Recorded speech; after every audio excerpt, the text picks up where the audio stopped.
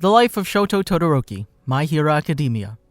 Shoto Todoroki, also known as Shoto, is a student at Class 1A at UA High School, where he got in through official recommendations and is training to become a pro hero. He's the youngest son of Endeavor, the number 1, formerly number 2 hero, and one of the main protagonists of the series. Welcome to the Amagi. In today's video, we're going over the life of Shoto Todoroki. Before we begin, we publish a new video every day, so be sure to subscribe to our channel and ring the bell icon to be notified about our latest videos. Background. Shoto's father, Enji Todoroki, was always overshadowed by All Might and viewed as the number 2 hero, regardless of his impressive crime-solving record. Enji developed an obsession with surpassing All Might to the point of forcing a quirk marriage upon Rei Todoroki in order to conceive a child strong enough to be capable of surpassing All Might. None of Shoto's siblings were able to live up to this standard, and Shoto became known as his masterpiece. When he was 5 years old, Shoto started to receive training from his father because of his half-cold, half-hot quirk. However, Endeavor's methods were too harsh, pushing Shoto to the brink of sickness. Rei would try to defend him, but Endeavor would ignore her protests and beat her in front of Shoto. Endeavor also prevented Shoto from interacting with his siblings, who were free from training and allowed to play. Shoto soon began to despise his training and resented Endeavor for abusing him and his mother. During those times, Rei was always there to support him. Despite the abuse she and her son suffered, she still encouraged Shoto to become a hero. One night, they were watching a TV special featuring All Might. He encouraged children to make their powers their own, even if they inherited their parents' abilities. Agreeing with All Might's advice, Rei told Shoto that he was not a prisoner of his bloodline and could use his powers to become whoever he desired, regardless of Endeavor being his father. However, Rei eventually began to break down under domestic abuse, finding it traumatic to even look at Shoto's left side because it reminded her of Endeavor.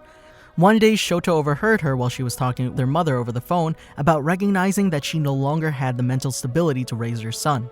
Startled by his sudden appearance and triggered by his red hair, she snapped and poured a kettle over his head, giving him a severe burn over the left side of his face. Rei realized what she had done and tearfully tried to heal him using her ice quirk. Sometime after this incident, Shoto asked Endeavor where his mother was, to which he coldly replied that he sent her to the hospital for hurting him. Shoto blamed Endeavor, saying that everything that had happened was his fault. Afterwards, Shoto began to forget about his mother's supportive words. Shoto's dark upbringing left him to focus on nothing but rejecting his father. He became cold and distant from other people. Shoto participated in the UA recommendation entrance exam, where he encountered Inasa Yoarashi. Inasa tried to ask Shoto about his father, but was totally blown off. Both of them raced in the same leg of the practical exam, Inasa just barely taking first place in front of Shoto. Inasa tried to befriend Shoto yet again, but Shoto insults him and tells him to get out of his way. Quirk Apprehension Test Arc. On the first day at UA High School in Class 1A, Shoto manages to score second on the Quirk Apprehension test given to the class by their teacher, Shota Aizawa. Battle Trial Arc. The next day of school, All Might gives the class a basic hero training lesson. He announces that the class will take part in combat training and instructs them to suit up in their hero costumes. Shoto is paired with Mezo Shoji. During Katsuki Bakugo and Izuku Midoriya's fight, Shoto is surprised by Katsuki's cleverness and motor skills in using his explosions. For the second match, Shoto and Mezo are the heroes against Mashira Ojiro and Toru Hagakure as the villains. Mezo tells Shoto the locations of their enemies and reveals they're both barefooted and is likely looking to ambush them. Shoto instructs Mezo to exit the building for his own safety and then freezes it with his quirk. Mashirao and Toru end up frozen to the ground, and Shoto walks into the room to confront both of them. Mashirao takes a fighting stance, and Shoto warns him that if he moves, he'll rip the skin off the bottom of his feet. With both of his opponents frozen, Shoto effortlessly walks past them and touches the fake weapon to secure Team B's victory. He tells Mashirao not to feel bad about his loss because they're simply playing on different levels of skill. USJ Arc. During their next homeroom class, Class 1A is instructed to choose a class president, and Tenya Ida suggests that they take it to a vote. Unlike the majority of the class, Shoto doesn't vote for himself and instead votes for Momo Yaoyorozu. In Hero Basic Training Class, Class 1A is assigned to rescue training in an off-campus facility. During the bus ride there, many of his classmates discuss their quirks while Shoto remains in the back of the bus with his eyes closed. Eijiro Kirishima comments that Shoto's quirk is perfect for becoming a famous hero. The class reaches the training facility, Unforeseen Simulation Joint, and are greeted by Space Hero 13, who built the facility. It was built as a training area for aspiring heroes to practice using their quirks to save people. However, rescue training is interrupted by the arrival of several villains. While many of his classmates are paralyzed with fear, Shoto surmises that the villains have a quirk user among their ranks that can jam communications. He figures that the villains have a concrete objective in mind, understanding that no villain would plan this ambush without a scheme in mind. Shoto tries to evacuate with his class, but they're separated and warped into different simulation zones of the USJ. Shoto ends up in the landslide zone and immediately freezes the villains waiting for him there. He taunts them, saying they should be ashamed for being easily bested by a child. More villains attack, but Shoto easily counters and incapacitates them as well. He warns the villains that if their bodies remain frozen, they'll die. He offers to unfreeze them in exchange for information on their objectives. One of the fearful thugs tells Shoto they came to the USJ to kill All Might. Shoto makes his way to the central plaza to find All Might trapped by Kurogiri and a Nomu. Shoto freezes half of Nomu's body to help All Might get free, and boasts that the symbol of peace will not die on this day. After getting up, All Might refuses any help from the students, so Shoto stays back and watches in awe of All Might's incredible power as he defeats Nomu. Shoto believes All Might will handle the rest of the villains as well, and decides to stay back, but Izuku Midoriya rushes to help All Might. Just as Kurogiri and Tomura Shigaraki attack, Tenya returns to the USJ with pro-heroes as reinforcements. The villains are forced to retreat, and Shoto gathers outside the facility with his classmates. He overhears Toru talking with Mashirao about the battle in the landslide zone. She talks about how amazing Shoto was, but he thinks to himself about how he never even noticed she was there and how he could have accidentally frozen her. Afterward, Shoto and the others return to school. UA Sports Festival Arc.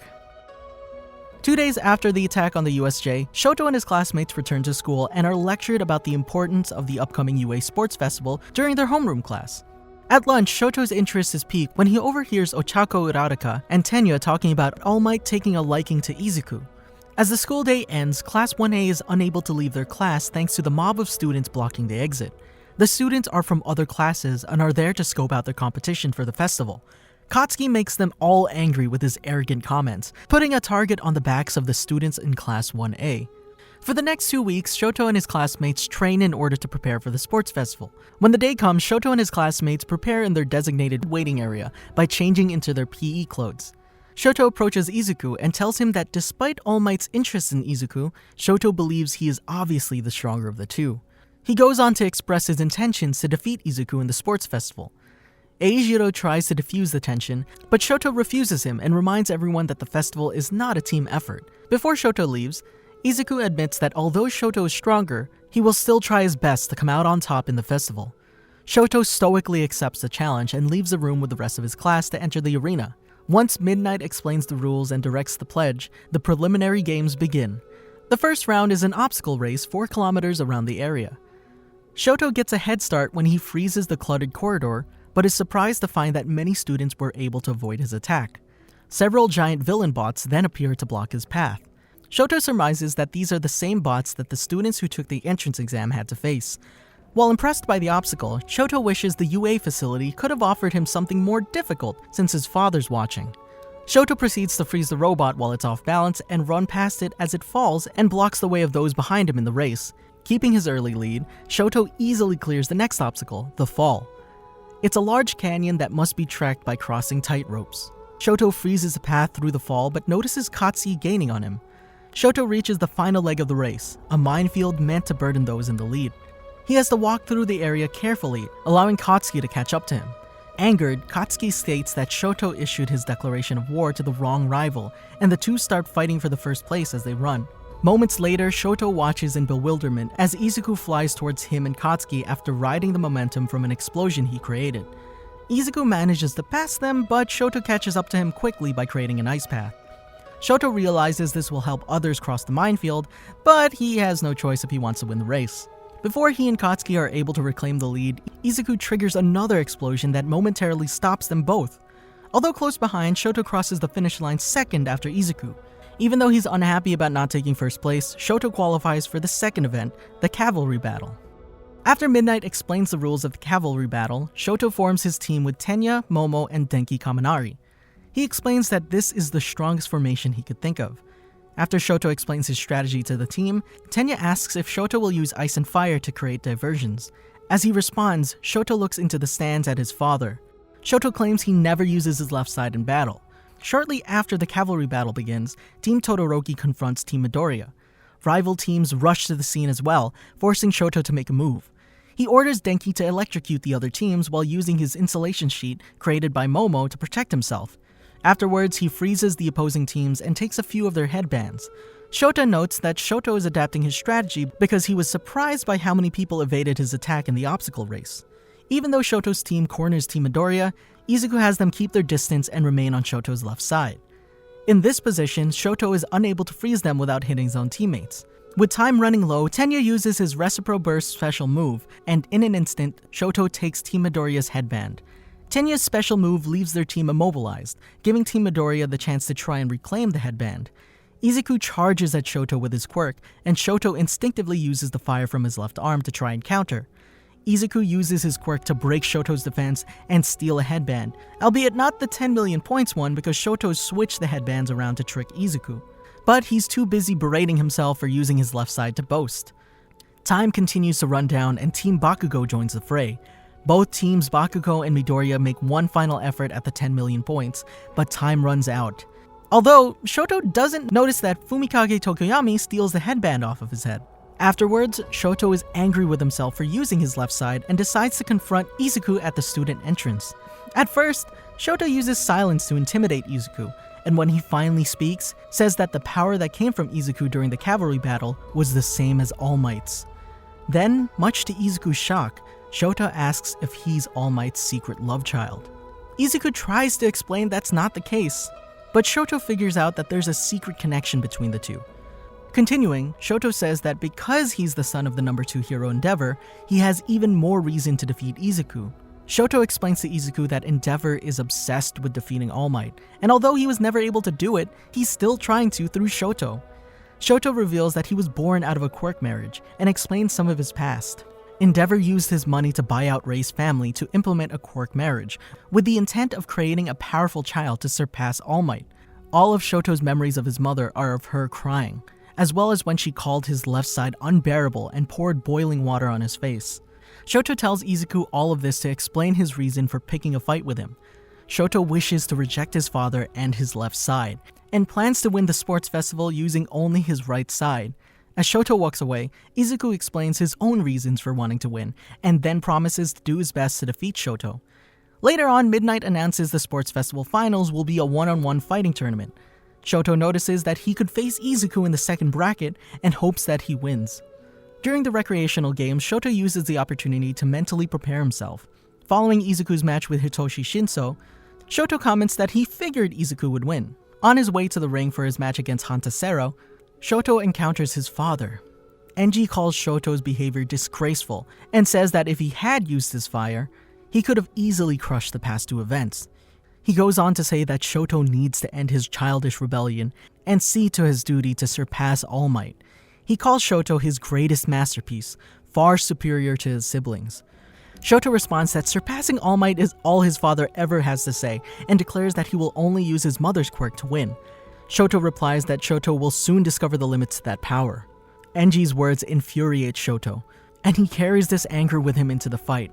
As the match begins, Hanta nearly throws Shoto out of bounds by wrapping him in tape and swinging him towards the margin line. Shoto fiercely retaliates by freezing Hanta in a humongous pillar of ice and frees himself by breaking through the now frozen tape. Hanta is immobilized and Shoto is declared the winner. The former comments on how Shoto went overboard, and Shoto apologizes and explains that he was angry and uses his left side to melt Hanta out of the ice. 6 matches later, Shoto watches Katsuki's battle with Ochako closely. Once the first round of matches ends, Shoto takes to the ring and meets his second round opponent, Izuku. As soon as their fight begins, Shoto leads with an ice attack, but Izuku encounters with a Delaware Smash. Shoto creates a block of ice behind him to keep him from being blown out of bounds, as he expected Izuku to injure himself in order to destroy the ice. Shoto persistently attacks until Izuku breaks all of the fingers on his left hand. Shoto withstands the smash and creates a tower of ice to run up and close the distance between them. Izuku uses another smash to break the ice steps apart, but Shoto avoids it and nearly freezes Izuku at close range. In order to break the ice that is slowly freezing him, Izuku sacrifices his entire left hand and lets off a full-powered smash. Shoto withstands the aftershock of the smash using an ice blockade. While recovering, Shoto notes that this attack from Izuku was significantly more powerful than the previous ones, and that he realizes his opponent is trying to keep him at a distance. Izuku is startled by Shoto's combat awareness, and some viewing fans even comment that Shoto is already stronger than the average pro hero. Questioning Izuku's durability, Shoto asks if he's already too worn out from defending against the ice. Izuku doesn't respond and instead notices that Shoto's shaking because of the frost building up on the right side of his body. Shoto apologizes for the intensity of the battle and thanks Izuku for helping him irritate Endeavor by using only ice rather than fire. Understanding that Izuku has no healthy fingers left, Shoto sends an ice attack at him that he expects to finish the match. Shoto's shocked when Izuku declares that he's not finished yet and uses his already broken finger to counter the ice once again. Shoto asks why Izuku is going so far, to which he replies that Shoto is trembling, pointing out that Shoto's body can only take so much cold because quirks are physical abilities.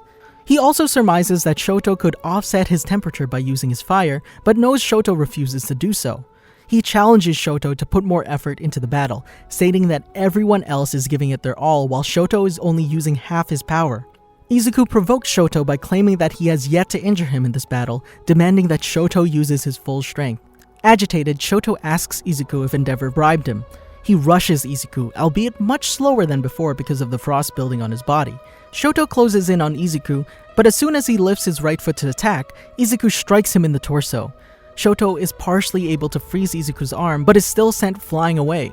Shoto recovers and tries to use another ice attack, but it's much slower than the previous ones, and Izuku is able to avoid it. They both move into closer quarters and fight in spite their afflictions. As Izuku dashes at Shoto, the latter attempts to freeze him. Without any fingers left to use, Izuku pulls back his thumb using his cheek in order to release another smash to blast Shoto away. Shoto asks again why Izuku is putting himself through so much pain, to which his opponent replies that he's prepared to do whatever it takes to become a hero. Izuku headbutts Shoto and challenges him to use his full strength again, telling him to stop screwing around because even if he wants to reject his father, Shoto doesn't have the right to be the best if he's not prepared to do his best. Izuku's words make Shoto recall the terrible memories of his past. As more frost covers his body, Shoto remembers him and his mother being abused by Endeavor, as well as the time where he pleaded to his mother about not wanting to become like his father, to which she replied by asking if Shoto still wanted to become a hero. Izuku capitalizes and strikes Shoto with another punch and declares that he will surpass him. While reeling from the attack, Shoto is reminded of his childhood. Still haunted, Shoto states once again that he will reject his father, but this time Izuku adds that Shoto's quirk is his own. This invokes one last memory, one that Shoto had long forgotten. He and his mother were sitting down watching a special on TV about All Might, who encouraged all children to use their quirks in their own way in spite of inheriting them from their parents. Rei added that Shoto must remember to stay true to himself, that he's not a prisoner of his lineage, and that it was okay to use his power to become who he wants to be. Impassioned, Shoto ignites his flames and astounds the entire arena with his display of blazing power. When the flames die down a bit and the ice melts from Shoto's body, he says that now Izuku's the one screwing around for helping his opponent. Shoto adds that just like Izuku, he desires to become a hero one day too. Having freed Shoto from his self-repression, Izuku smiles and comments that Shoto's power is amazing, to which he responds with an affecting smile of his own. With the battle reaching its climax, Shoto asks why Izuku's grinning in such a hopeless situation and pleads for Izuku not to blame him for what happens next. They both build up in preparation for one final clash. Cementoss and Midnight decide to step in, legitimately fearing one of them might die. Shoto sends a large wave of ice at Izuku, and the latter evades by jumping above it. As he flies towards Shoto, he prepares a full power smash in his healthy arm, and Shoto counterattacks with a powerful fire blast. Just before he uses the fire attack, Shoto thanks Izuku. Even though Cementoss builds a wall between them, Shoto's fire attack and Izuku's wind pressure creates an explosion that destroys the entire fighting ring. The smoke clears, and Izuku is revealed to be unconscious outside the ring. Everyone is taken aback by the battle's outcome, and Shoto stands victorious with half his shirt burned off. Shoto exits the arena and encounters his father in the corridor. He praises Shoto for using his left side, but tells him he needs to control it. Angie offers Shoto the chance to become his sidekick after graduation, but Shoto ignores it and reveals he hasn't rescinded his disavowal of his father. He says the only reason he used his left side is that he forgot about Endeavor during that moment completely. As he walks away, Shoto says he remains unsure about his firepower and suggests he may not need Endeavor at all. Once the second round finishes, Shoto returns to the arena with a new uniform to face off against Tenya. He starts the match by trapping Tenya between two rows of ice. He goes in for the win using another ice attack, but Tenya evades using a standing long jump and activates his Recipro Burst technique in mid-air. Shoto is able to evade Tenya's initial roundhouse kick, but falls victim to the subsequent attack thanks to Tenya's blinding speed. Tenya tries to swiftly carry Shoto out of bounds, but is stopped suddenly. He realizes that his engines have been frozen, and questions when Shoto did so. Shoto reveals that it was after getting hit with Tenya's second kick and suggests that Tenya had forgotten his ability to freeze with precision because he's only been showing off ranged attacks during the festival. After freezing Tenya's body completely, Shoto admits that his opponent's Recipro Burst was too fast to dodge. Midnight declares him the winner, and he advances to the final round. After Katsuki advances to the finals as well, Shoto meets his menacing glare. They meet in the waiting area when Katsuki accidentally barges into the wrong room. Before Katsuki interrupted him, Shoto was mulling over the conflicting memories of his mother's breakdown and Izuku's encouragement.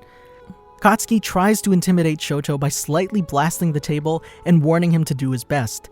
Mostly unfazed, Shoto replies that Izuku told him the same thing, and comments that he was foolish for focusing more on helping him than winning their fight. He asks Katsuki if Izuku was helping during their childhood, but this only infuriates the former.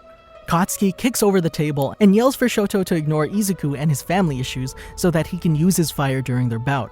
He angrily exits the room and states he wants everyone to know he can beat Shoto at full strength. Their battle begins with Shoto using a more controlled version of the giant ice attack he defeated Hanta with. Katsuki endures the ice blast by tunneling through it using his explosions. Katsuki rushes Shoto and Shoto moves to counterattack, but Katsuki evades using a mid-air explosion and grabs into Shoto's left side and throws him. Shoto creates and surfs an ice wave to avoid going out of bounds. Katsuki attacks again and Shoto is able to stop him by evading his blast and grabbing onto his forearm. Rather than simply using the flames on his left arm, the same arm he used to grab Katsuki, he simply tosses him away. Shoto mulls over his opponent's words, internally apologizing to Katsuki because he's still unsure about what his left side means to him to use it. Then suddenly, Shoto is once again encouraged by a shouting Izuku, who tells him not to give up and to do his best. Impassioned once again, Shoto ignites his flames and prepares to counter Katsuki's next move. Katsuki readies his special move, Howitzer Impact, but Shoto is haunted by memories of his parents and decides to extinguish the flames and leave himself completely open to Katsuki's powerful explosion. Shoto is knocked out of bounds, and Katsuki is declared the winner. At the Sports Festival award ceremony, Shoto is presented with the silver medal by All Might, and he inquires to why Shoto refused to use his fire. Shoto replies that although Izuku opened his eyes, he still doubts himself and believes his path to become a hero is still clouded. He also mentions that he understands why All Might has such an interest in Izuku. After returning to class, Shoto and the rest of Class 1A are excused from the next 2 days of class. The next day, Shoto decides to visit his mother in the psychiatric ward, much to his sister's disapproval. Throughout his life, Shoto believed the sight of him would only cause his mother more pain, so he never visited her. Nevertheless, Shoto needed closure from his mother so that he could continue on his path to becoming a hero without anything holding him back. He musters up the courage to approach her and resolves to talk over everything and free her from the ward's custody. Versus Hero Killer Arc. Once class resumes at UA, Shoto joins his class in learning about hero informatics. Shoto reveals the Pro Hero draft results, with Shoto leading the entire class with 4,123 offers from pros. Midnight joins the class to help the students choose their hero names. Shoto opts to choose his own first name for his codename. After choosing codenames concludes, Aizawa informs the students that they will choose a hero agency to intern at for a week from a list of their nominations.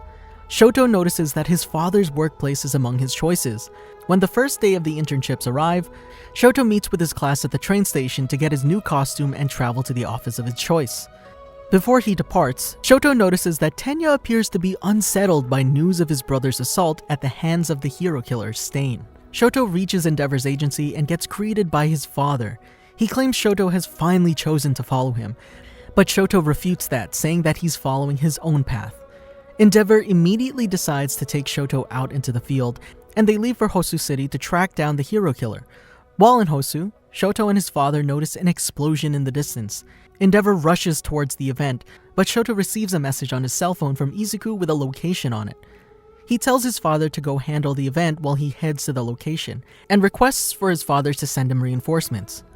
Shoto arrives at a location just in time to save Tenya from Stain, and forces the villain back using a blast of fire. He then scolds Izuku for not supplying any more details on his message since he was almost too late. Shoto tells Izuku that he figured out his message was likely a cry for help and that pro-heroes are on the way. He uses waves of ice to keep Stain at bay while securing his allies at the same time. Stain evades another stream of fire, and Shoto declares he will not allow the hero killer to take any more lives. Izuku warns Shoto that Stain's quirk can paralyze him if he gets some of his blood. Shoto plans to fight at a distance, but Stain catches him off guard and nearly takes his head off with a throwing knife. Shoto narrowly moves his head out of the way and the blade cuts his face open. Stain attacks Shoto from above, but he blocks it using a block of ice. Shoto notices that Stain threw his katana at the same time as a distraction. Shoto's opponent grabs the collar of his costume and almost brings him close enough to lick the blood from his cheek. But Shoto uses his flames in time to repel him. Stain praises Shoto for his strength and is forced back by combination attacks of both fire and ice. Tenya pleads for Shoto to stop because Ingenium must be the one who defeats the hero killer. Shoto replies that his statement's strange because he never saw the scowl of vengeance on Ingenium's face that he sees on Tenya, and he knows there's a lot going on behind the scenes in his family as well. He creates a giant wall of ice, but Stain slashes through it and tells Shoto that it's foolish to block his own view when his opponent is farther than him. Stain then stabs Shoto's left eye with 2 throwing knives and moves above him. Just as he's about to stab Shoto from above, Izuku unexpectedly grabs him and tackles him away. Shoto guesses that Stain's quirk may have a time limit, but Native explains that Izuku was the last to suffer from it, so that can't be the case. Izuku comes to the conclusion that Stain's quirk's effectiveness varies depending on blood type, which the hero killer confirms. Shoto states that he would have liked to carry the injured away, but Stain will not give him the opening to do so.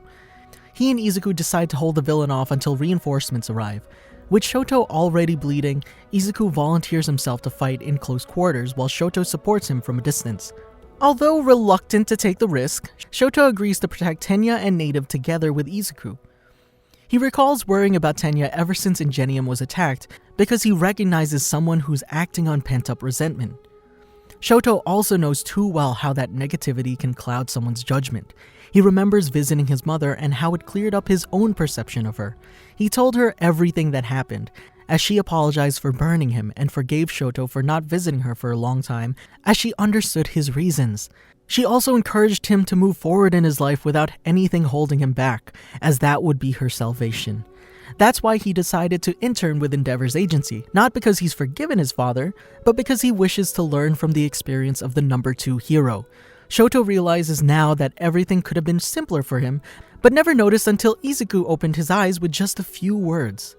With the battle's intensity increasing, Stain heightens his strength and overpowers Izuku. He cuts open his leg and licks the blood to paralyze him. Shoto tries to support him, but Tenya again pleads for them to stop. Shoto rejects his plea and tells Tenya to stand up if he wants them to stop. Stain dashes towards Shoto, evading the ice the latter sends at him. Stain slashes through a wall of ice and goes to attack Shoto, who responds by releasing his fire and encourages Tenya to never forget who he wants to become. As Shoto tries to force Stain back, the villain inches closer to him every time he evades a stream of flames. Shoto uses his ice as well, but Stain's too fast and closes the distance between them. The hero killer comments that Shoto is careless because he's too focused on his quirk and nearly takes him out using his katana. Tenya breaks free from the paralysis in time, using his Recipro Burst to break the katana and kick Stain flying back. Tenya apologizes for getting his friends involved as he states his eyes have been opened, but Stain refutes this and states that Tenya will never reform into a true hero. Shoto tells Tenya not to listen to the villain's words, but Tenya agrees that he's not a true hero. Nevertheless, Tenya believes he can't give up or else the name of Ingenium will die. Stain attacks again, but Shoto forces him back using his fire. Native urges Shoto to flee, but he refuses and says that Stain will not give him an opening. Although Shoto realizes that Stain's quirk isn't especially effective in a battle against multiple opponents, he notes that Stain has only gotten more tenacious in his attempts to kill his targets. While Shoto keeps Stain at bay using ranged fire attacks, Tenya asks him if he can regulate temperature. Shoto responds by admitting he's not used to doing so with his left side yet, but Tenya asks him to freeze his legs without blocking the exhausts. Annoyed with Shoto's interference, Stain maneuvers behind him and throws a knife at his head. Tenya moves in front of the blade and it stabs him in the arm and gets pinned down by a second knife. This gives Shoto enough time to do as Tenya asks and cools down the exhausts on his legs. This allows Tenya to unveil his new special move, Recipro Extend. Then Tenya and Izuku rush Stain by using their quirks to scale the alleyway and strike the hero killer simultaneously. Stain reels back from the students' teamwork and tries to slash Tenya, but he evades and kicks the villain higher into the air. Realizing that this is his chance, Shoto blasts Stain and finally connects with a stream of fire. He secures his allies by using ice to lighten their falls and tells them to get ready to continue fighting. However, Shoto looks up and sees they've actually defeated their opponent. Shoto restrains the defeated hero killer using rope and follows Tenya and Native carrying Izuku out to the street. He comments that they barely won 3-on-1 with Stain, making several mistakes, and that it's likely Stain became flustered and forgot Izuku's recovery time, making him unable to compensate for the last joint assault. They are met with several pro-heroes who offer to call an ambulance and the police. Tenya cries and takes a moment to ask for his friend's forgiveness, and Shoto says that Tenya is the class president and needs to pull himself together. Then suddenly, the last Nomu swoops down from the sky and snares Izuku. Before it gets too far away, Stain recovers and uses his quirk to stop it. Then he saves Izuku by grabbing him and stabbing Nomu's brain. In spite of being heavily injured, Stain states that the fake pro-heroes and the pathetic criminals in society must be purged to create a more just society. Shoto and everyone are taken aback by his actions. Stain challenges all the heroes to try and stop him. The bandages over his face fall off and he releases a malicious aura that paralyzes everyone with fear, including Shoto. The hero killer prepares to attack, but his perforated legs cause him to lose consciousness. Shoto, Izuku, and Tenya are taken to Hosu General Hospital and spend most of the night without sleep. The next morning, the trio discuss their encounter with the hero killer, and Shoto claims that he likely spared their lives. Their conversation is interrupted when the chief of Hosu City Police, Kenji Suragame, arrives. He informs them that Stain is undergoing treatment for his injuries, and because they acted on their own without permission, they must be punished. Shoto is outraged at the idea that the police expected he and his peers to follow the law and allow people to die as a result, arguing that it's the job of a hero to save others. He nearly lashes out, but Gran Torino stops him and pleads for him to hear Kenji out. Since there were not enough witnesses to report the incident regarding Stain, the incident will remain undisclosed. However, as a result, Izuku, Shoto, and Tenya will not get any recognition for their valiant efforts. After Kenji shows his gratitude, Shoto says that the chief should have led the conversation with that, and the trio thank him for pardoning them. The following day, when Izuku returns to their room, Shoto informs Izuku that Tenya got his medical results back. Tenya reveals that his hand was badly damaged in the battle, and it will not heal, and it serves as a reminder of his unheroic deeds. Izuku promises to do the same, and they make a pact to become stronger. Shoto apologizes for supposedly being cursed, as it seems that whenever he's involved in a skirmish, his friend's hands get messed up. Izuku and Tenya are surprised that Shoto can crack a joke, but he claims to be completely serious, calling himself a hand crusher and leading the young heroes to laugh together. When the week concludes and the internship ends, Shoto returns to UA High. His peers question Izuku, Tenya, and himself about the incident in Hosu. Sworn to silence by the police chief, Shoto covers up the truth and says Endeavor saved them all from Stain. In their next basic hero training class, the class participates in rescue races. During the first race, Shoto notices Izuku's new moves are very similar to the way Katsuki flies around using his explosions. Final Exams Arc. 1 week before the final exams, Aizawa reminds Class 1A to study for the written and practical components before ending class. Denki and Mina admit they haven't studied at all because of the events that have taken place throughout the term. Having placed 5th on the midterms, Shoto comments that if they paid attention in class, they wouldn't have a problem, leaving Denki sad. During lunch, Shoto sits with Izuku, Tenya, Ochako, Tsuyu Asui, and Toru. He listens as they discuss what they believe the practical test will contain. They learn from Itsuka Kendo that the test may consist of fighting against robotic villains. Back in class, Denki and Mina are delighted by this, but Katsuki is annoyed by their behavior. He yells at them, and then openly claims that he will receive a better grade than both Shoto and Izuku before storming out. A week passes, and Class 1A finishes the written section of the finals. They change into their hero costumes and join their teachers at the practical exam area. There, Principal Nezu announces the practical portion will involve pairs of students facing off against one teacher. Shoto is paired with Momo Yaoyorozu. Prior to that day, the teachers discussed the pairings. Aizawa states he paired Shoto with Momo because they both relied too heavily on their quirks, so he would erase them. After the first 3 matches conclude, Shoto and Momo meet in a replica city. He asks if Momo is nervous about fighting their homeroom teacher and says he has a plan. The match begins and they run through the city. Shoto instructs Momo to keep making small objects so they will notice when Aizawa is nearby, and once he is, Shoto plans to distract him while Momo runs for the exit. He instructs Momo not to get separated from him until then. Momo reluctantly agrees and they continue on. She makes Russian Matryoshka dolls, prompting Shoto to tell her if he notices anything strange. She commends Shoto for coming up with a quick plan, but he replies that it's nothing special. Momo suddenly stops and tells Shoto that although they both started as students who got into UA through recommendations, she hasn't done anything to stand out like he has. Shoto interrupts, noticing that she's stopped producing the dolls. They realize that Aizawa is close, but he surprises them when he reveals himself hanging from a power line. Shoto tries to freeze him, but Aizawa has erased his quirk. He kicks at Aizawa and tells Momo to run, but is quickly restrained by his teacher. Disappointed in Shoto's plan, Aizawa says he was planning to catch Shoto anyway and hangs him from the power lines. Shoto replies that he could burn or freeze his restraints at any time, but Aizawa throws caltrops below him. Aizawa also mentions that Shoto should have talked over his plan more with Momo. Aizawa leaves and Shoto ponders his words, recalling that Momo wanted to say something earlier about the plan. Momo returns shortly after and apologizes, but Shoto warns her Aizawa is in pursuit. Momo becomes nervous and indecisive, so Shoto decides to ask her if she has an idea. He apologizes for not talking it over. Momo claims her plan can't work if Shoto's failed, but Shoto claims that Momo is more fit to planning. Shoto reveals that he believes in her leadership so strongly that he voted for her to be class president. Shoto's words help reinvigorate Momo's confidence. She throws the dolls at Aizawa, revealing the flash grenades inside. The explosion of light gives Momo enough time to free Shoto, and she claims to have a special plan to defeat their homeroom teacher. Shoto asks Momo what her idea is, but Aizawa interrupts and attacks them. Shoto tries to counter using his fire, only to realize his quirk has been erased again. Momo instructs them to run and find a place to hide outside of Aizawa's field of vision. As they're running, they discuss how Aizawa's quirk has weakened since the attack on the USJ, and Momo states that it's a bad idea to assume they can't use their quirks. Aizawa closes in on them, and Momo says there'll be a moment when their quirks will come back. When that moment comes and Aizawa blinks, Shoto attacks using his giant ice wall technique. Now protected by the giant ridge of ice, Shoto asks what Momo's plan is. He awkwardly turns around to notice her opening her shirt to create a weapon similar to Aizawa's scarf. She replies it's slightly modified to her own version, and goes on to share her plan with Shoto. He doesn't object, and they run from behind the ice wearing dark cloaks. Aizawa moves quickly and restrains them with his capture weapon, but Momo reveals their upper bodies were only mannequins. She creates a catapult and uses the opening to send the weapon at him. Shoto uses his flames to heat the weapon made from shape memory alloy, causing it to tighten and bind Aizawa. They handcuff their teacher soon after, and Shoto questions if his plan went too smoothly.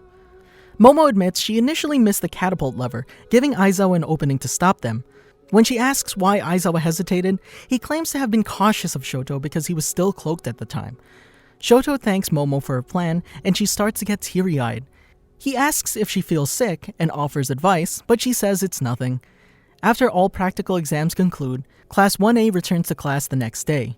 Shoto learns he passed both the written and practical portions of the finals, and will attend training camp over the summer.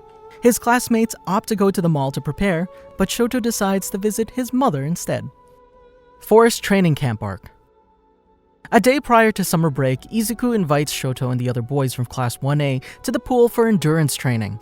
They hold competitive swimming races, and Shoto wins his leg by freezing the pool instead of actually swimming. Just before Shoto, Izuku, and Katsuki compete in the final race, Aizawa arrives and tells them they're out of time to use the pool and kicks them out. Afterwards, Shoto, Tenya, and Izuku recall their battle with Stain and how far they've come as budding heroes in the making. Summer break begins and Class 1A rides a bus to a forest reserve belonging to the hero team, the Wild Wild Pussycats. Pixie Bob and Mandalay introduce themselves and challenge the students to reach base camp past the forest in 3 hours. When most of Shoto's peers refuse, he and his class are forcibly thrown into Beast's Forest by Pixie Bob's quirk. A monster created from dirt clods immediately attacks Minoru Mineta. Shoto works together with Izuku, Katsuki, and Tenya to defeat it. Class 1A works together to fight their way through Beast's Forest. They encounter several different dirt monsters. Shoto and Katsuki take one out together, much to Katsuki's displeasure. Class 1A doesn't arrive at base camp for several more hours. Well over their time limit, Class 1A arrives at the base camp exhausted and battered. Mandalay reveals the time limit was the expectancy for actual heroes. Mandalay's nephew Kota punches Izuku in his groin. Katsuki says the boy is precocious, and Shoto compares the two to each other. The Pussycats serve the students dinner and the boys bathe in the hot springs afterward. Training begins the next day. Shoto trains by sitting in a pot of bath water and changes its temperature by constantly switching between fire and ice. Later that day, the students are tasked with cooking curry for themselves. Shoto uses his fire to light several of the stoves, including one for Ochako and Mina. He smiles because he's able to use his fire without restraint and can use it to help others. After another day of training, Shoto asks Izuku why he asked Aizawa about All Might. He gives Izuku advice on handling a delicate situation with Kota. Shoto tells him that actions inspire others, not just words. That night, Shoto and Katsuki are paired together for the test of courage. Class 1A students roam the forest while Class 1B students try to scare them. The duo is slightly shaken by a duo of Yui Kodai and Ragdoll. Meanwhile, the League of Villains Vanguard Action Squad attacks the camp. Shoto, carrying an injured Kosei Subaraba, runs through the forest with Katsuki. While going back to the facility, Shoto and Katsuki encounter Moonfish, admiring a severed arm on the ground. The villain turns his attention to Katsuki and Shoto. Katsuki rushes Moonfish, prompting the villain to attack with his quirk. Shoto blocks the tooth blades with an ice wall and warns Katsuki not to rush into the fight. The blades pierce the ice and nearly hit Katsuki, only to be intercepted again by Shoto's ice. Moonfish evades the ice attack and moves fluidly through the treetops. Frustrated, Shoto comments that Moonfish likely has a lot of experience fighting, and they need to be careful.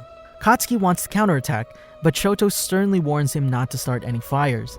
Shoto analyzes their situation and realizes that retreat isn't possible because of the poison gas surrounding them. He concludes that the villains are trying to drive the students into a corner. Shoto is unable to fight properly as he's carrying Kosei, and he can't use his fire without risking the lives of those in the forest. He does his best to continue defending against Moonfish's onslaught. Katsuki becomes irritated that he's unable to fight back and expresses his desire to attack Moonfish with a big explosion. Shoto advises against it, and Katsuki replies that Shoto needs to freeze the trees should they get set ablaze. Shoto still refutes this and explains the explosion might impair his vision, making him unable to see the fire. Suddenly, Shoto notices Mezzo carrying Izuku towards them while running from the gigantic berserk dark shadow. Mezzo pleads with Shoto and Katsuki and asks them to create light with their quirks. The rampaging dark shadow knocks Moonfish out of the air and crushes him. Shoto prepares to use his fire to weaken Fumikage's quirk, but Katsuki tells him to wait until Dark Shadow finishes Moonfish off. As soon as Dark Shadow defeats Moonfish, Shoto and Katsuki use their quirks to create light and free Fumikage from Dark Shadow's control. Shoto admits he's surprised Fumikage's Dark Shadow was able to defeat Moonfish so easily after barely being able to defend against the villain himself. Shoto, Izuku, Mezzo, and Fumikage decide they need to protect Katsuki at all costs. They form the Bakugo escort team and decide to take a shortcut through the forest to get him back to the facility. Katsuki claims he doesn't need protection, but Shoto tells him they'll surround him for the time being. While on their way to the base camp, the group happens upon Ochako and Tsuyu fighting with Himiko Toga. Himiko retreats and Izuku asks them to join their group. The girls question why Katsuki isn't with them, forcing the group to realize that Katsuki's missing. Mr. Compress appears and reveals that he took him with his magic. Izuku demands the villain return Katsuki, and Shoto agrees while attacking with a wave of ice. Mr. Compress easily evades by jumping through the treetops, and says that the League of Villains wish to show him more options than the fanatical world of heroism he's drowning in. Mezzo points out that Fumikage is missing as well, and Shoto mulls over the fact that the villain was able to snatch two of his strongest classmates without a sound. Angry, Shoto replies to Mr. Compress's monologuing by telling him not to underestimate the students. Mr. Compress explains he took Fumikage because of how easily and violently he defeated Moonfish. Shoto hands Kosei off to Ochako and attempts to freeze Mr. Compress with a massive ice wave. He's surprised when Mr. Compress evades him again and says that the villains are going to take their friends. Izuku says they can't, and Shoto agrees to chase after Mr. Compress in order to stop them. The Bakugo escort team catch Mr. Compress. Shoto and company chase after the masked villain, but he's too quick for them to catch on foot. Izuku devises a plan to use Ochako and Tsuyu's quirk to propel the boys through the air. Ochako nullifies their gravity, Tsuyu throws them, and Mezzo guides them through the air until they're able to tackle Mr. Compress into the ground. They land directly in front of Dabi, Himiko, and Twice. Dabi launches his flames towards the boys, allowing Mr. Compress to escape. Shoto manages to dodge Dabi's flames, but Izuku and Mezzo don't. In an instant, Twice appears behind Shoto and attacks him, but Shoto blocks the attack with his ice. Shoto continues to hold back Twice until Mezzo reveals that he took the marbles from Mr. Compress. Shoto, Mezzo, and Izuku flee, but they get cut off by the sudden arrival of Kurogiri. Mr. Compress reveals he compressed Shoto's ice to fool the students and reveals he has the real marbles trapped in his mouth. Yuga shoots his laser from behind a bush and blasts Mr. Compress's face, who drops the marbles out of his mouth. Mezzo is able to save Fumikage, but Dabi grabs the second marble before Shoto can get to it. Shoto watches in horror as Katsuki reverts to his normal form and is forced into Kurogiri's warp gate. The following day, Shoto visits Izuku and his classmates in the hospital. He runs into Eijiro and they agree they can't stay home while their friends remain injured. They both overhear Momo talking to All Might about a tracking device she placed on Anomu. Shoto, along with many students from Class 1A, visit Izuku on the day he wakes up from his injuries. Hideout Raid Arc. Izuku cries and laments his failure because he was unable to rescue Katsuki. Eijiro pleads with him to try and rescue Katsuki from the villains. He reveals that he and Shoto were at the hospital the previous day and overheard Momo talking to All Might and the police. Momo put a tracking device on one of the villains. Shoto and Eijiro ask her to create a second receiver so they can go after Katsuki themselves. Shoto says that while he was a target for the villains to kill, Katsuki was taken without being injured. This doesn't mean the villains won't kill him eventually, which is why Shoto and Eijiro feel the need to go rescue him. Tenya argues that it's a foolish idea, and most of Class A agree it should be left to the pro-heroes. Mezzo points out that he understands Shoto's frustration because Katsuki was stolen right in front of them both. Even so, Mezzo says they shouldn't act on their emotions. The doctor enters the room and excuses Izuku's peers so that he can get checked on. Eijiro tells Izuku he and Shoto plan to move out that night.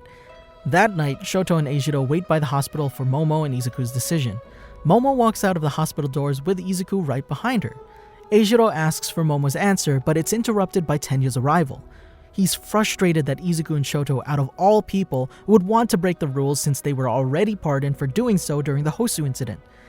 Izuku tries to calm him down, and Tenya ends up punching his friend, shocking Shoto, Momo, and Eijiro. Tenya explains that he's worried about the class and not just Katsuki. He's worried his friends could end up like his brother, and is hurt that they don't seem to care about his feelings on the matter. Shoto tells Tenya that their plan isn't to attack the villains head-on, and they want to rescue Katsuki without fighting. Momo says she trusts Shoto's judgment, and she's going along with them so she can stop the boys if things go south. Izuku strongly states he must save Katsuki because that's all he can think about. Since the group can't seem to come to an agreement, Tenya decides to join them. Momo asks Tenya what his reason for joining them is, and he replies that he's unconvinced the boys will behave themselves. If there's even a hint of potential combat, Tenya will force them all to retreat immediately. Shoto calls him Watchman Ida, and Momo agrees her role on the team will be similar. They all board a train for Kamino Ward in Yokohama City. Izuku asks if the class knows about their mission, and Shoto reveals that they all disapprove. Shoto makes it clear that they're acting against the wishes of their classmates and asks everyone if they're committed anyway. Eijiro says that he is, and Izuku agrees they can't turn back. The group arrives in Kamagane Prefecture and Eijiro rushes to find the villains. Momo calms him down and reminds the group that the villains know what they look like. She suggests that they all buy disguises, and so they do. Shoto wears a purple dress suit with a gold chain and a wig that covers his scar. They exit the store, and Shoto asks why Momo couldn't use her quirk to make the disguises instead. Momo replies she doesn't want to ruin the economy, and Eijiro figures the rich girl just wanted to go shopping. Momo begins to lead them to the target area, but they notice a press conference being broadcasted featuring Nezu, Eraserhead, and Vlad King. They notice the crowd around them beginning to turn on not only UA, but Hero Society as a whole. Momo eventually leads them to the spot her receiver is showing. Although the villain hasn't left this hideout in the past day, this doesn't mean Katsuki's there. Izuku starts muttering over a plan to infiltrate the building. During their planning, the group is approached by a few drunk men trying to hit on Momo. Shoto suggests they move to a less populated area. They decide to approach the building from the rear and travel through a narrow alleyway. Shoto and Tenya prop Eijiro and Izuku on their shoulders so they can look into the building with night vision goggles. Eijiro suddenly gets scared and Shoto asks if the villain saw him. Eijiro passes the goggles to Izuku, who reveals that inside the hideout is a Nomu factory. The students are shocked when they notice Mount Lady and other pro-heroes breaking into the hideout. Mount Lady stomps on the building and the shockwave from the impact knocks Shoto's wig off his head. The students recover and look back into the building to see Best Jeanist, Mount Lady, Tiger, and Gang Orca have subdued all the Nomu. Since the heroes appear to have the situation under control, Shoto and company decide to leave. However, the situation gets completely turned on its head when All For One arrives and attacks the bro heroes. His very presence strikes the students with fear. They desperately hold their breath and hide behind the broken wall, fearing death from the League of Villains' true leader. All For One effortlessly defeats all the pro heroes and warps Katsuki to his location. The other members of the League of Villains are warped there as well. Izuku prepares to make a move, but Tenya grabs him and Shoto to stop them from getting noticed by the villains. All For One appears to notice them, but it was the arrival of All Might that he noticed. All Might and All For One begin their duel. Tomura and the League of Villains are ordered to escape through Kurogiri's warp gate after they recapture Katsuki. The villains surround him and Katsuki fights back to avoid capture. Izuku comes up with a plan to rescue Katsuki without fighting, and the others agree to it. Katsuki knows All Might can't go all out against All For One because his student is nearby. This is causing Katsuki to keep his distance from the villains, which will give the students an opening to rescue him. Izuku, Tenya, and Eijiro use their quirks to break through the wall. Shoto creates a giant ice ramp for them to scale so that they'll be high above the battlefield. All Might keeps All For One from interfering, and Eijiro calls out to Katsuki because they're friends. Katsuki listens and uses a large explosion to propel himself into the air, and then uses another one to reach Eijiro, successfully completing the rescue mission. Shoto tells Momo the villain's attention is on the others. They use the opening to escape and leave the alleyway together. They successfully escape, and Shoto calls Izuku on the phone. He informs Izuku that they're back on one of Kamino's main streets and confirms that Izuku and the others got away with Katsuki. Shoto and Momo move to regroup with them, and they hear the loud cheers for All Might during the climax of his battle with All For One. After All Might defeats All For One and the Kamino incident concludes, Shoto and Momo regroup with the others and take Katsuki to the police. Less than half a day later, they all go their separate ways. Shoto reads the news about All Might's retirement on his phone as he heads home. Fuyumi welcomes him home and tells him that she was worried. Shoto apologizes, and then she tells him that their father is going crazy inside his training room. Shoto goes to see for himself, realizing that Endeavor is the #1 hero now that All Might can't fight anymore. Shoto peeks into the training room to see his father lamenting the events that transpired. As Shoto looks on, Endeavor lights more than half the room on fire, and he says he refuses to accept being #1 this way. Provisional Hero License Exam Arc. All of Class 1A gets permission from their guardians to move on campus into UA High's Heights Alliance dormitory. On the day everyone moves in, Aizawa tells his students that they'll resume training to get their provisional hero licenses. He also tells the entire class that Shoto, Momo, Izuku, Eijiro, and Tenya went to save Katsuki from the villains. Everyone in the class would have been expelled as a result of this if it weren't for All Might's retirement. The students get a tour of their new living quarters and are given the day to move in. The girls in the class decide to hold a room presentation contest called the Room King. Many of Shoto's fellow boys are embarrassed by the presentation, but Shoto remains aloof and expresses how tired he is. Mezzo's room appears to be completely empty, and Shoto tells Mezzo he never realized his friend was a minimalist. When the class reaches Shoto's room, he's quick to open his door because he's tired and wants to get it over with. Much to everyone's surprise, Shoto has a Japanese-style room that looks very different from everyone else's choice and style. He explains that he has tatami flooring at home, so he can't relax without having it in his living space. Denki and Mideta ask how Shoto managed to do such an intense remodel in just one day. Shoto surprises everyone again by simply replying that he worked hard. After the contest ends, Shoto asks if he could finally go to bed. Tenya tells him to make sure he brushes his teeth, and then he walks off. Ochako stops Shoto and brings him outside along with Tenya, Izuku, Momo, and Eijiro. Tsuyu waits for them outside the building and tells them that the trust between the class has been shaken because of all their actions during the Kamino incident. She explains that she thought she had stopped her peers from attempting to break the rules back at the hospital and was shocked to learn from their teacher that her friends had forgone her warning. Ochako explains that many students in the class feel uneasy about what happened and use the Room King competition to have fun. Shoto and everyone else apologizes to Tsuyu for making her sad, and they all resolve to bring Class 1A closer again. In the days remaining before the upcoming Provisional Hero License exam, Class 1A must train to hone their super moves. Ectoplasm, Midnight, and Cementos take the students to Gym Gamma to continue their quirk training so they can develop their own special techniques to use in the licensing exam. Shoto hones his skills during the super move training by practicing the simultaneous release of the left and right side of his quirk. He also upgrades his costume with improved snow boots and 2 new wrist guards made to help him regulate the temperatures of his quirk. Class 1A trains for 10 days until the day of the provisional licensing exam arrives. Class 1A arrives at National Dagobah Stadium, and Eijiro tries to start a Plus Ultra chant after Aizawa's words of encouragement.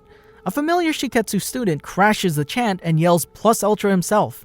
Shoto notices him right away but doesn't fully recognize him.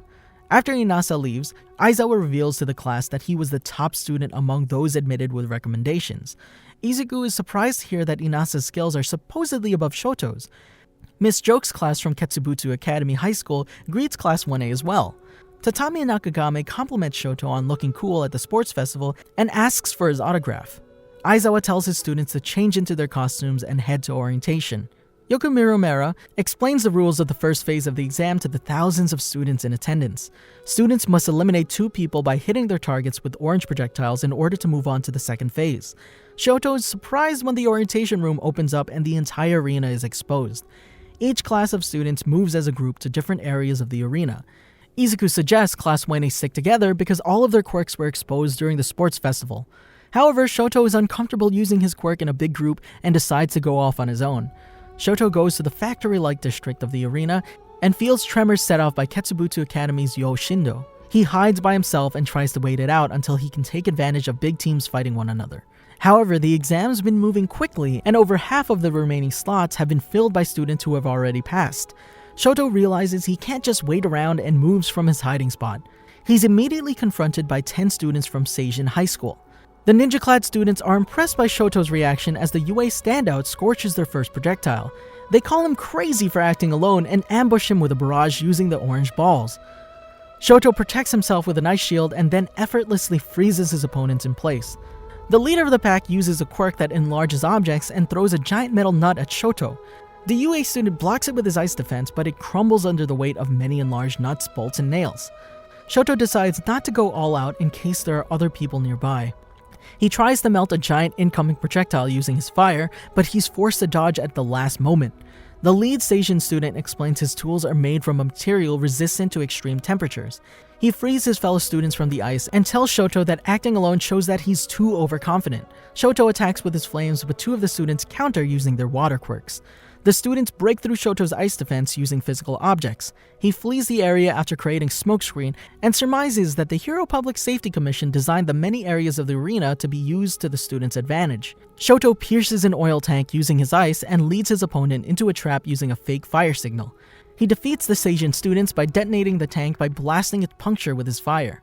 Shoto freezes them all in place before eliminating 2 of them to pass the first phase of the exam. He walks away and thinks about practicing using both sides of his quirk because it slows him down. The targets on his body light up and tell him to head to the anteroom until the first phase concludes. Shoto arrives in the anteroom and sits down before meeting Inasa's cold glare from across the room.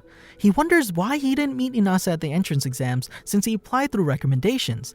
Momo, Tsuyu, Mezo, and Kyoka arrive in the anteroom just as Shoto begins to worry about his classmates. He asks how they got separated if they were all working together, and Momo explains the tremors from earlier were used to split Class 1A up. Izuku, Hanta, Ochako, Katsuki, Denki, and Eijiro join them later on to make 11 members of Class 1A that have passed. The remaining students make an inspirational comeback in the climax of the first test to take the last 9 spots for the first phase.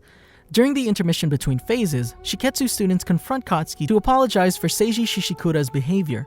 They wish to maintain a good relationship with UA, but Shoto questions that because of Inasa's earlier glare. He confronts Inasa, and the first-year Shiketsu students reveal that he hates both Endeavor and his son. He says that Shoto has changed since the entrance exams, but his eyes are still the same as his father's. For the second and final phase of the licensing exam, students are tasked with conducting rescue operations. The arena is destroyed to simulate a villain attack, and students are scored based on the rescue tactics. Class 1A sticks together initially, but Shoto goes with Tsuyu and Toru to rescue civilians from HUC by the river. Shoto's group takes notice when the test reaches its climactic point when Gang Orca and his group of villains invades the arena. Students must now juggle rescue operations on top of suppressing the villainous threat. Tsuyu says that although there are still many more people to rescue, the group can't simply ignore the villains attacking the rescue station. Shoto rushes to the front lines and keeps Gang Orca away from the rescue station using a freezing attack. This gives his peers an opening to evacuate injured civilians away from the villain attack. Shoto freezes Gang Orca's sidekicks and keeps up an ice barrage that the makeshift villain counters using ultrasonic waves. He commends the number 10 hero's ability and then notices Inasa arriving on the battlefield and attacking using his wind. Shoto is annoyed by Inasa's presence because he sees him as a distraction. He tells his arch-rival to help with the rescue efforts instead. Inasa refuses and tries to blow away the civilians with a whirlwind at the same time as Shoto's flame blast. They cause each other to miss, and this sparks an argument between them. Inasa claims the son of Endeavor is trying to hog the glory just like his father would. This irritates Shoto, and he leaves himself open to getting shot by one of the sidekick's cement guns while trying to argue his father has nothing to do with him. Inasa says that he knew Shoto was Endeavor's son at the entrance exam because they both have the same cold, angry, and hate-filled eyes. Shoto refutes this and writes Inasa off as an Endeavor hater. He tries to focus and foolishly uses his flames at the same time as Inasa's wind again. Only this time, they endanger Yo Shindo, who's injured nearby. Izuku pulls Yo away from the flames and yells at Shoto to think about his reckless actions. Shoto finally recalls Inasa from the entrance exam and realizes he never really looked at him during that time. Shoto's bad attitude was a result of him trying to reject his father, and now his negative actions are catching up to him. Shoto realizes the situation is a chain reaction from his past actions and knows he can no longer try to bury his feelings about his father. Gang Orca approaches Shoto to distract Inasa before blasting him with hypersonic waves. Shoto tries to help, but the villain grabs him by the neck and reminds him that you reap what you sow before blasting him with more hypersonic waves. Gang Orca drops Shoto's paralyzed body to the ground as the student mulls over his mistakes and decides he has to make up for them. Shoto and Inasa both know that as long as they remain incompatible, they'll never defeat a top pro hero. The former hopes that the latter feels the same as him and ignites his flame so that Inasa's wind can scoop them up. Shoto adds the heat from his fire to Inasa's whirlwind to create a spiraling flame prison that traps Gang Orca. Gang Orca's sidekicks try to shoot Shoto to stop his flames from drying their captain out. Shoto creates ice to block himself by managing to dual-wield both his elements since his body can't move regardless. Gang Orca admits the duo managed to pull out an impressive unison move, but he adds that they need to have a backup plan for when a villain doesn't concede. He uses a water bottle to rehydrate himself, and then breaks out of the hot wind prison. Shoto and Inasa are on the edge of defeat, but Izuku comes to the rescue before Gang Orca finishes them off. Shoto comments that Izuku is always there to help, and then the test suddenly ends. Students change back into their uniforms and gather around Yokumiru Mera. He presents a list of names of the students who passed the exam and explains students were graded on a demerit system based on scoring how few mistakes were made. Shoto doesn't find his name on the list and isn't surprised to learn that he failed the exam. Inasa approaches Shoto and apologizes for being petty and causing him to fail. Shoto replies that his failure was a result of his own actions. His peers are shocked to learn that he wasn't able to gain a provisional license. Mineta claims the hierarchy of Class 1A is collapsing, and Tenya gets him away from Shoto. Yokumiro addresses the students who failed the exam and reveals there's a 3-month remedial course for them to take in order to get their licenses. Shoto is pleasantly surprised by this revelation and tells his friends that he'll catch up with them soon. Shie Hasaikai Arc. Summer break ends and UA students attend the orientation for the second term.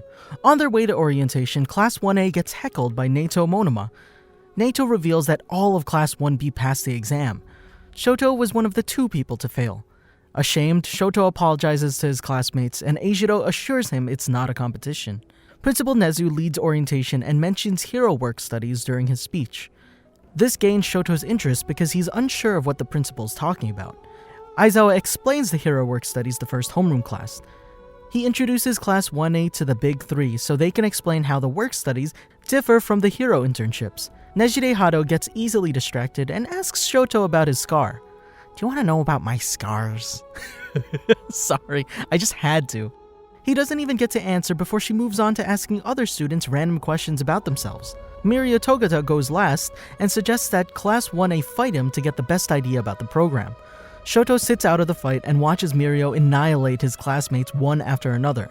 Aizawa comments that Mirio is closer to being the number 1 hero than even Shoto's father. Shoto is shocked that Mirio is stronger than pro heroes, and Aizawa asks why he's not fighting. Shoto says he failed to get his hero license, and Aizawa is surprised by how much Shoto's attitude has changed. Mirio defeats all of Class 1A, save for Shoto and Katsuki, and explains that experience made him powerful. The experience he gained from the hero work studies transformed him from a failure into UA's top student. Shoto's classmates are inspired by the speech, but he realizes that he's going to fall behind everyone. Shoto and Katsuki attend provisional license training that weekend. The training is physical enough to give Shoto and Katsuki injuries to showcase to their peers the next class. The girls are heartbroken that Shoto's pretty boy face has been ruined. During lunch a few days later, Shoto and Tenya notice Izuku is stressed out from his new job. Tenya reminds Izuku that he can always talk to his friends, and the latter cheers up. Izuku wipes away his tears and claims heroes don't cry. Shoto argues the opposite and offers his friend some of his soba. Izuku, Eijiro, Tsuyu, and Ochako are involved in a villain incident on their jobs with different hero offices. Shoto and the others greet them at Heights Alliance when they all return from the hospital. He gets a reminder on his phone and apologizes to his classmates before going to bed. Shoto and Katsuki both go to bed early because they have provisional license training in the morning. Remedial Course Arc. Shoto and Katsuki leave for training first thing in the morning. They're greeted by All Might and Present Mic, who claim they're late. Endeavor messaged his son the night before to announce that he'll be at the training. Shoto hopes that his father doesn't run into All Might. Inasa and Keimi arrive at the training facility at the same time, and Shoto isn't exactly happy to see them. Gang Orca and Yokumiru confront the remedial course group to tell them it's time to step it up. The students change into their hero costume and walk towards the main gym. Inasa walks with Shoto and asks him about his favorite food. Shoto likes cold soba, but Inasa likes the warm kind. Inasa tries to seek out similarities between them, but Shoto believes it would be best not to force themselves to be friends. All 11 students arrive in the gymnasium, and Endeavor yells at Shoto from the stands that he doesn't belong in the remedial course. Gang Orca confronts the students and belittles them for failing the original licensing exam. He yells at Shoto and questions how he could ever save people. Shoto gives a literal response, and then the number 10 hero comically knocks him across the room. Gang Orca says Shoto, Katsuki, and Inasa are plenty strong in a fight, but they all lack the true heart of a hero. Heroes must always save others, even when they're being rejected. The students are assigned a trial where they must save troubled students using their hearts. Children with powerful quirks from Masagaki Primary School fill the gym. Some of the students grab the capsules on Shoto's belt and call them peepees, giving Shoto the nickname 5 Peepee Man. Shoto tries to explain they're the first aid treatment, but the kids find that boring and jump on him. Katsuki gets his grenadier bracers stolen by the kids, and Shoto worries they're too dangerous to be in children's hands. Shoto surmises that his team needs to be sensitive to the children to try and win them over. Katsuki tries to intimidate the children's leader to make them fall in line, but that backfires. Inasa tries to be kind to the children, but they just make fun of him. Shoto tries to tell the students what kind of person he is so they'll listen to him, but they just find him boring. He apologizes, and Inasa tells them that it's okay because he tried his best. Keimi suggests that they try to win the kids over by showing off their quirks. The children activate their quirks in response and announce that they believe their generation is stronger than the previous one. Katsuki leads the team and tells the trouble brats to bring it on. The kids attack using their potent quirks. The team simply endures their attacks before repelling them.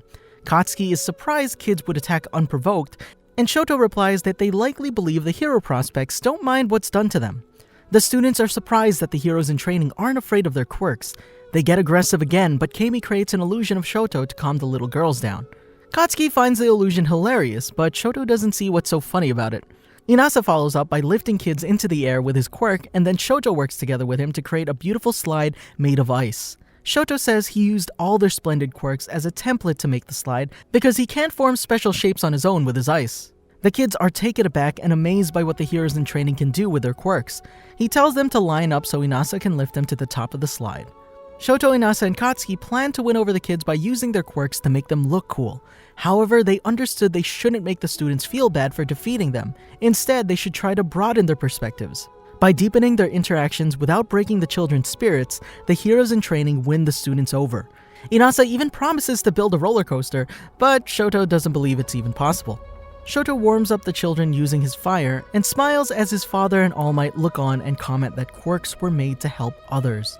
Having accomplished their mission, the heroes in training clean up the gym with the kids.